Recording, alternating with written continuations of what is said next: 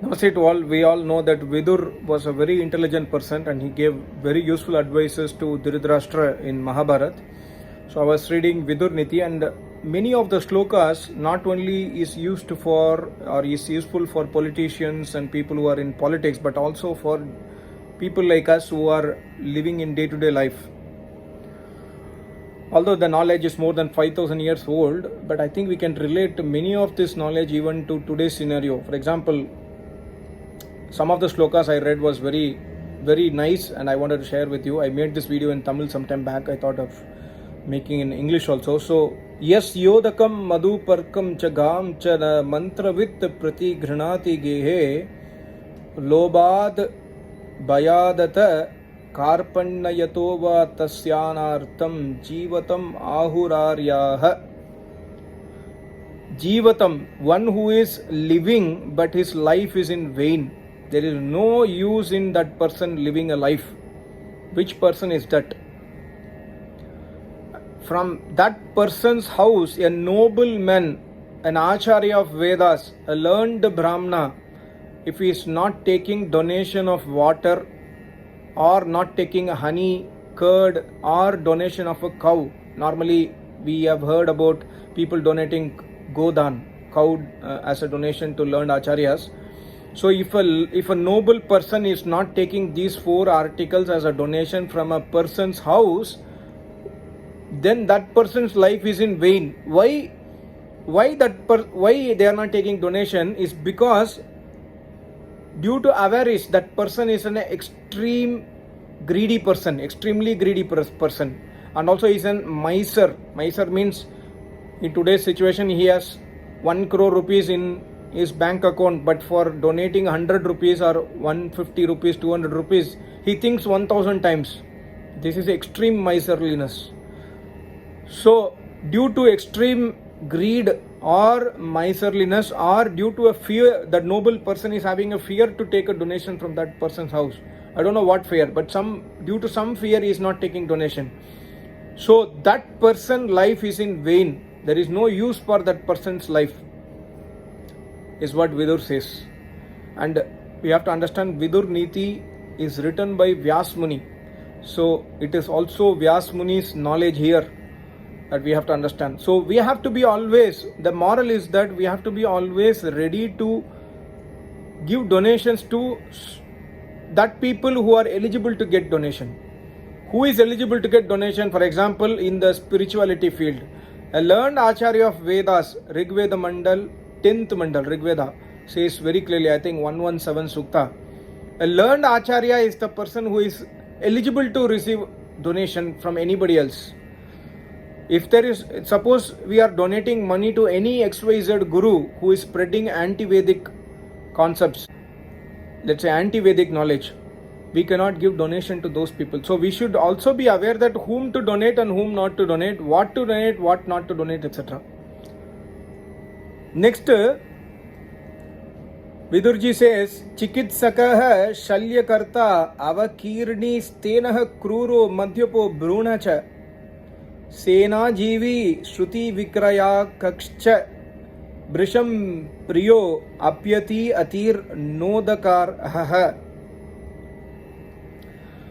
These people, there are so many people mentioned by Vidurji here. These people are undeserving people even to get their feet washed. Suppose if their feet is becoming dirty, we cannot even give water to wash their feet because they are so undeserving people. But still, if these undeserving people by mistake turn to our house along with our friend or along with some atiti, for some other reason they have turned to our house, then we should serve them with food and water and then satisfy them and then make them go. Who are these undeserving persons? Chikitsaka, physician, surgeon. A physician or surgeon who is not doing his duty properly. In today's sense, 100 rupees tablet, he is writing prescription for 1000 rupees, he gets commission from medical shop. This is very common, we have heard.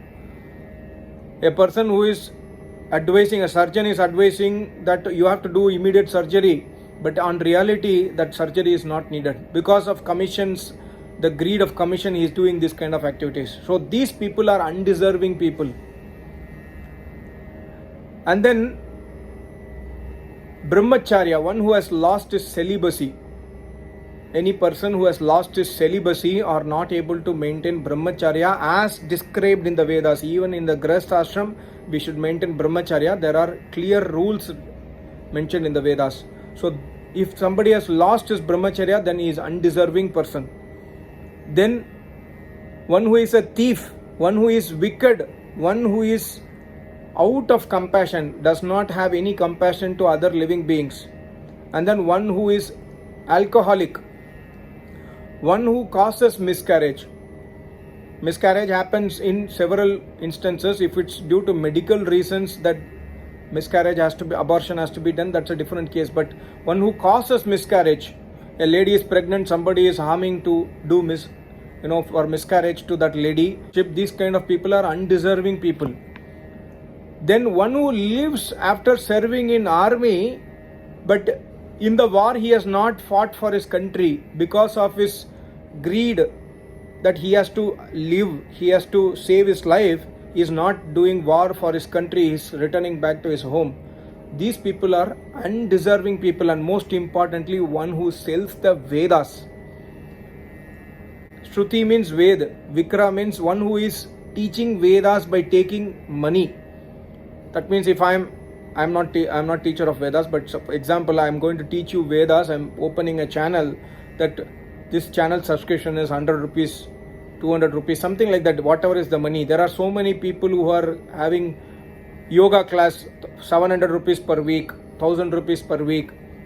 Yoga also is part of knowledge of Vedas only. Not only Vedas knowledge, any knowledge which has taken out from Vedas, somebody is demanding money and teaching it. These people is undeserving people. That's why we have to always understand, an Acharya of Vedas never demands money. A true Acharya of Vedas accepts donation, but he never demands money.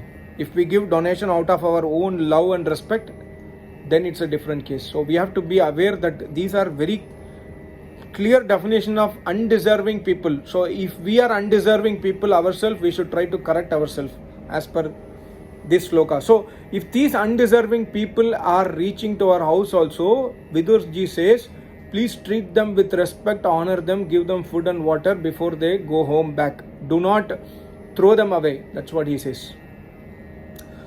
Next one, Aroshano yaha samaloshtak kanchanaha prahina shoko gatasandhi vigraha ninda prashanso paratah priya priye tyajjanudasina vadesha bhikshukah.